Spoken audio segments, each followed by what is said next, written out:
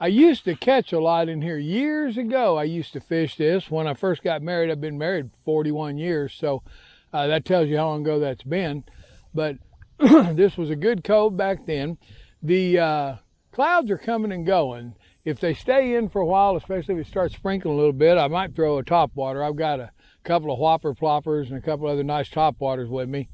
The whopper plopper to me seems like it's kind of tailed off just a little. It doesn't seem to be quite as hot as it was a few years ago, but it's still a pretty darn good bait. So like I say, I'm going to work this bank. I'll be a little bit out of the wind. We've got a good south wind coming in now too, which I like. And try to get that camera. I'm pretty sure it's got a view. Anyway, the north side of this cove's gonna get a little more wind to make it a little harder to control the kayak. But really, for the most part, I'm not having much trouble right here. I'm not blowing a lot, so I ought to be able to fish this bank pretty good, especially the back of the cove where there's a lot of down timber and used to be a little bit of weeds in there too. Well, I made it. I'm back here in the back of the cove that I was wanting to get to. I'm in 9.5 feet of water, but I'm going to probably be back there in 4 to 5, fishing around those stick-ups and just past them. I think there's a nice little flat back there. It used to, years ago. Now, like I said, I haven't been on this lake much since the 80s. Just a few times here in the last week or so. Other than that, it was clear back in the 80s. But this used to have a lot of weeds in it and a couple of little ditches that may have been small wet weather creeks that kind of ran in. But it used to hold a lot of bass. Now, I never caught a lot of huge bass back here, but I have caught a couple. And right over off of these stick-ups is where I lost that big bass last week. I'm sure he's wised up enough now I won't get another shot at him. If I do, I hope he's still got my bandit in his mouth, but that'd be asking a little too much, I guess. Anyway, I'm going to get on back here in this. That was a long old paddle. I've been fighting the wind the whole way over. It's probably a 10 to 15 mile an hour wind, which I tell you, this kayak paddle's great, but any kayak paddling into a 15 mile an hour wind, it gets old.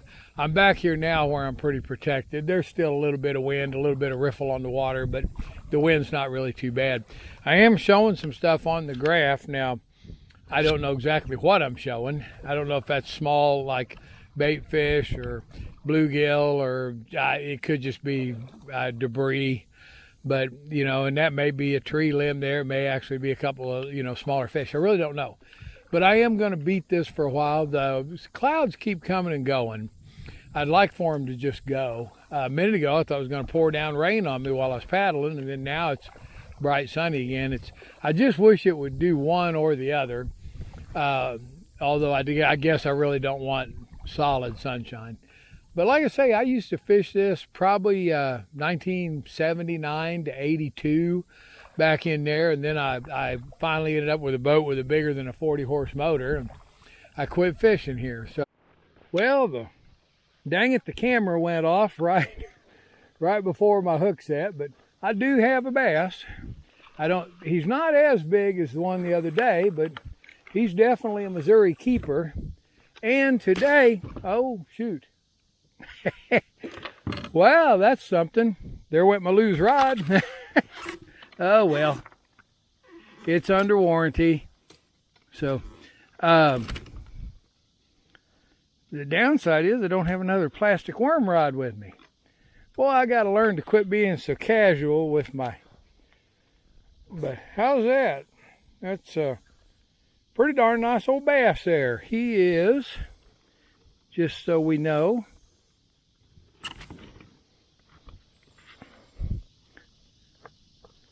he is 17 inches long.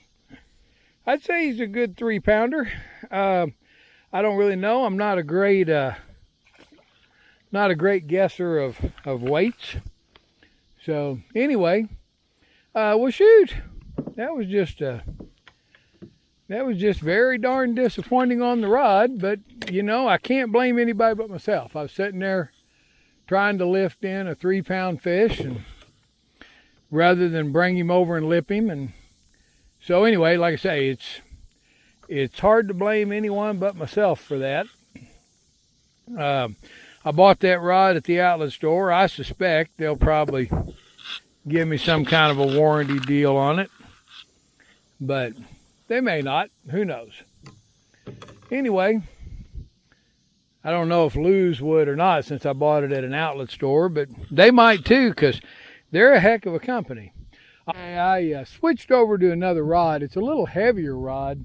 It may not cast this rig quite as well, but I put the Abu reel on there with the 15-pound fluoro that I was using a minute ago and took off the heavy musky line. So anyway, I'm going to fish this a little bit more. There ain't much you can do about that kind of stuff except laugh. It just proves that over the years, I'm homing in on 70 years old and I'm still not any smarter than I was when I was 15. But that was, it was totally my fault.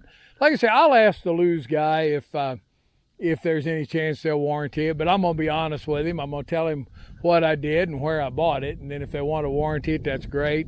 If they don't, it'd be hard to be mad at them. I've always found Lou's to be a tremendous company, but like I say, that there's not much that I can blame Lou's for on that.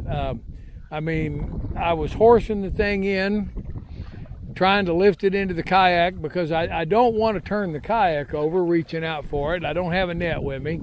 But, none of that's Lou's fault. They don't care if I have a net or not, so I don't know. Like I say, maybe they'll warranty it, maybe they won't. I don't care either way. I have fished so much of their stuff and had such good luck with it. I think it's an unbelievable company. In my mind, it's as good of a tackle company as there is right now. I love their stuff. So anyway, like I said, I'm going to keep fishing. This is quite a bit heavier rod, but it seemed to throw that okay. And I'm going to see if I can get me another one because that was kind of fun. Unexpected, but fun.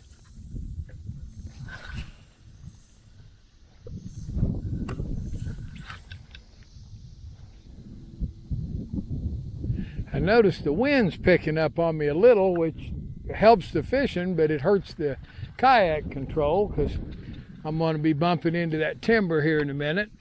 I don't really care about scratching the kayak, but I don't want to bump into it at a funny angle, like I say, where it would turn me and pitch me. I can swim. I'm only in 3.5 feet of water, and I've got a life jacket on. But I still don't really want to, take a dip. So I'm going to try to paddle back over here. It's a little calmer. There's a bunch of trees up to my right there for a wind block, and it's a little calmer. I'm going to get over there. That's kind of what I was doing a while ago. I was sitting over in this little calmer eddy or whatever you want to call it, and kind of casting over into the riffles. And I'll see if I can repeat that. Like I say, the wind has actually picked up, though. I'd say it's a good 15 mile an hour now. The good side of that's it's blowing a few clouds back in. Like I say, I'm going to edit a lot of this, so you won't have to be just sitting here listening to me talk all the time.